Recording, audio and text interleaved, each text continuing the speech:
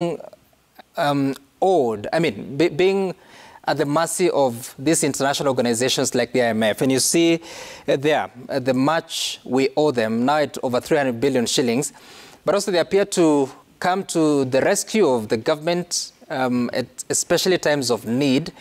Why would you advocate for Kenya to dissociate themselves, or the country dissociate itself from IMF?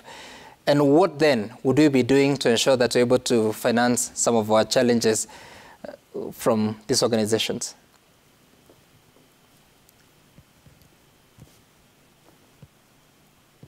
I think we need proper fiscal discipline. Mm-hmm. We need to live within our means. The very idea that we are bringing a budget with a deficit to be approved and to approve with a deficit is against the law. If you go to the Public Finance Management Act and the regulations under it, the budget must be balanced. Mm-hmm. It's a requirement of the law. So there should be no deficit. The idea of paying for loans, repayment of a loan is a recurrent expenditure. And that's why it must be balanced in the estimates. I've heard Dr. say that Parliament approves the revenue estimates.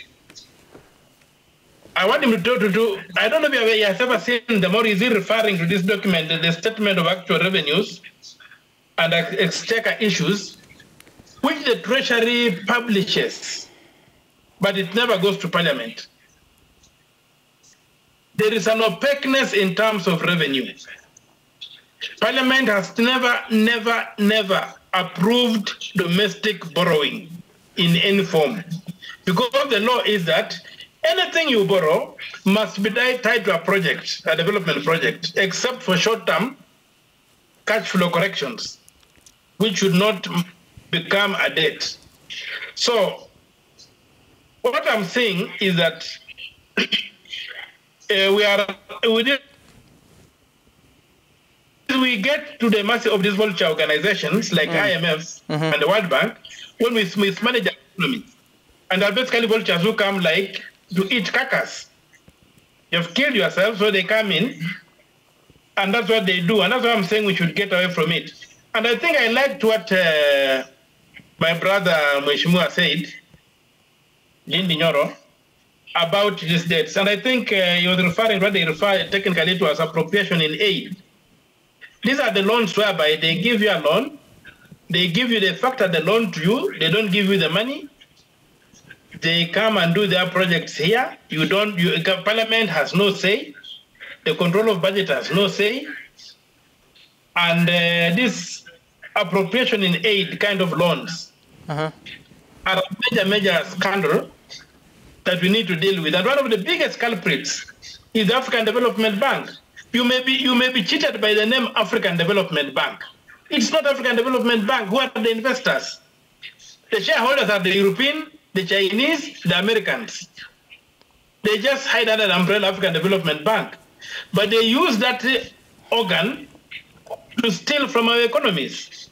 So they'll give you, even if you look at the current loan that have been approved, you'll find that this thing, the loans they call appropriation in aid, which they control, they don't release money to come to this country, they don't release money to go to the consolidated fund, is a major revenue of stealing from us. And I use the word stealing deliberately because that's what happens. So that our laws are unable to then deal with, to control how this money comes. You cannot even talk about value for money because you are just tied to these countries. And I'm happy Mheshimiwa Jindi Nyoro is talking about it in terms of getting the country to move away from it. But me, the bigger problem I have is the domestic borrowing, whereby there's collusion between the